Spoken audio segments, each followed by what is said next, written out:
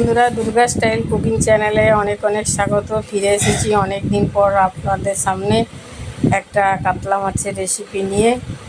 চলুন বন্ধুরা, সঙ্গে থাকুন, দেখতে থাকুন আমি কিভাবে এই রেসিপিটা বানাই। কাতলা মাছের ঝোল বানাবো। এখানে আমি কাতলা মাছ নিয়ে নিয়েছি। কাতলা মাছগুলো কড়া কড়া করে ভেজে নিয়েছি। মাছগুলো ভাজা হয়ে গেছে। মাছগুলো আমি একে একে তুলে নিচ্ছি। মাছটা বেশ খুব ফ্রেশ মাছ ছিল, কাতলা মাছটা, এবং ওই জন্য খুব বড় সাইজের একটা মাছ ছিল। বাকি যে মাছগুলো আছে সেই মাছগুলো আমি ভেজে নেব।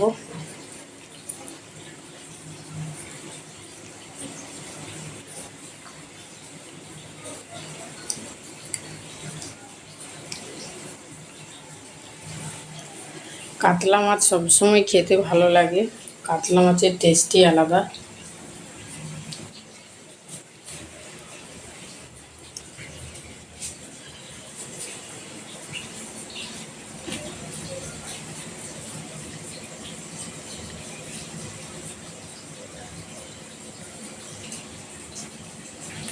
দিয়ে আমি এখানে দুটো বড় বড় সাইজের পেঁয়াজ কুচিয়ে নিয়েছি। পেঁয়াজটা আমি তেলের মধ্যে দিয়ে দিলাম। পেঁয়াজটা ভালো করে আমি ভাজা ভাজা করে নেব।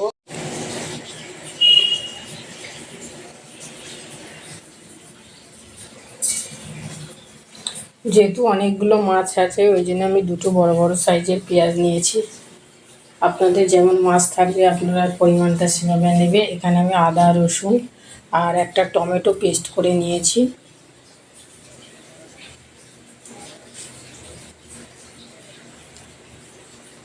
দিয়ে আমি পেঁয়াজটা ভাজা ভাজা হতে আমি আদা রসুনের পেস্টটা, আর ওখানে আমি 4টে কাঁচা লঙ্কা দিয়েছিলাম। আপনারা যেমন ঝাল খাবেন সেভাবেই দেবেন। কাঁচা লঙ্কাও দিয়েছিলাম 3টে 4টে, দিয়ে সেটাও আমি আদা রসুনের সাথে পেস্ট করে নিয়েছিলাম। এই পেস্টটা আমি দিয়ে দিলাম। পেস্টটা দিয়ে আমি একটু কষিয়ে নেব। মশলাটা যতক্ষণ না তেল ছেড়ে আসছে ততক্ষণ ধরে কষাবো। বন্ধুরা, এখানে তো আমি একটা টমেটো পেস্ট করে দিয়েছি, কিন্তু আমি এখানে আবার একটা টমেটো আমি কেটে দিলাম। তাহলে টেস্টটা আরও ভালো হয়। একটা পেস্ট করে দিলে আর একটা কেটে দিলে টেস্টটা আরও ভালো হয়। আপনারাও এইভাবে করবেন, খেতে ভালো লাগবে। টমেটোটা একটু নরম হয়ে আসুক। টমেটোটা নরম হতে হতে মশলাটাও কষানো হয়ে যাবে এবং মশলা থেকে তেলও ছেড়ে দেবে। এখানে আমি তার মধ্যে শুকনো কিছু উপকরণ দিয়ে দিলাম। সেটা হচ্ছে হলুদ গুঁড়ো। হলুদ গুঁড়ো দেওয়ার পর আমি এখানে দেব লঙ্কার গুঁড়ো, কাশ্মীরি লঙ্কার গুঁড়ো। যেহেতু আমি কাঁচা লঙ্কা দিয়েছি এখানে 3-4টে, তাই এখানে আমি কাশ্মীরি লঙ্কার গুঁড়ো দিলাম। এটা ঝাল হয় না, জাস্ট কালারের জন্য।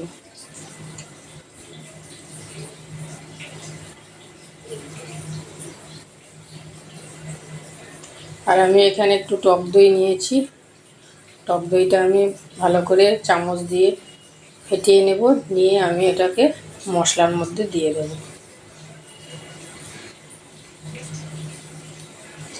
দেখুন খুব সুন্দরভাবে মশলাটা কষানো হয়ে গেছে। এরপরে আমি যে টক দইটা নিয়েছি টক দইটা আমি দিয়ে দিলাম। টক দইটা দিয়ে একটুক্ষণ কষিয়ে নেব। টক দইটা দেওয়ার পর গ্যাসটা সিমে করেই কষাতে হবে, কারণ টক দই দিলে তলায় কড়াইয়ের তলায় লেগে যেতে পারে।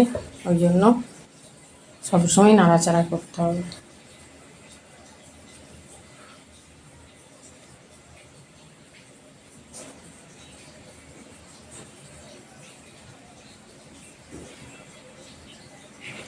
দেখুন টক দই দেওয়ার পর আমি দিয়ে দিলাম লবণ।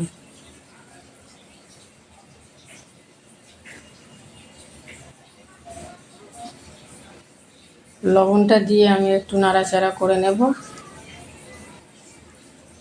নিয়ে তারপরে আমি জল ঢেলে দেবো। মশলা থেকে তেল ছেড়েই দিয়েছে, মশলাটা সুন্দর কষানোও হয়ে গেছে। এরপরে আমি দেখুন কালারও খুব সুন্দর এসছে মশলাটার। এরপরে আমি জলটা দিয়ে দিলাম। আপনারা যেরকম ঝোল রাখবেন সেইভাবেই আপনারা জলটা দেবেন।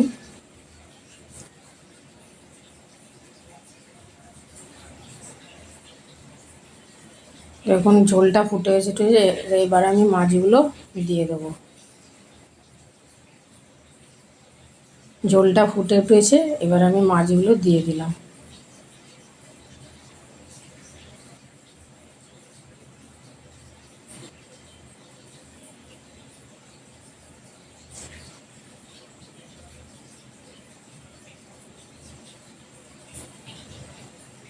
আর বেশিক্ষণ ফোটাতে হবে না, কারণ মশলা তো ভালো করে কষিয়ে নিয়েছি।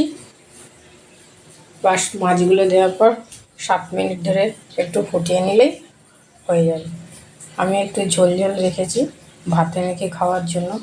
আপনারা চাইলে একটু গ্রেভিটা একটু ঝোলটা একটু কমিয়ে নিতে পারেন, ফুটিয়ে মাখা মাখাও করতে পারেন। বন্ধুরা, মাছের ঝোল একদম রেডি হয়ে গেছে। অনেক দিন পর আমি এই কাতলা মাছের রেসিপি নিয়ে আসলাম। বিভিন্ন কারণে আমার ভিডিও দেওয়া হয়নি, বন্ধুরা আমাকে ক্ষমা করবেন। আমি আবার আরও নতুন নতুন রেসিপি দিতে চলেছি এবং আপনাদের সাথে শেয়ার করতে চলেছি। পারলে চ্যানেলটা সাবস্ক্রাইব করবেন, ভালো লাগলে অবশ্যই লাইক করবেন এবং বন্ধুদের সঙ্গে অনেক অনেক শেয়ার করবেন। দেখুন মাছের ঝোলটা একদম হয়ে গেছে, আমি একটা পাত্রে ঢেলে নিলাম এবং কালারও খুব সুন্দর এসছে আর খেতেও খুব সুন্দর হয়েছিল। বন্ধুরা, এই গরমে আপনারা কেমন আছেন? আশা করছি ভালোই আছেন। আমিও মোটামুটি ভালোই আছি, তবে ভিডিও দিতে না পারার জন্য দুঃখিত আমি।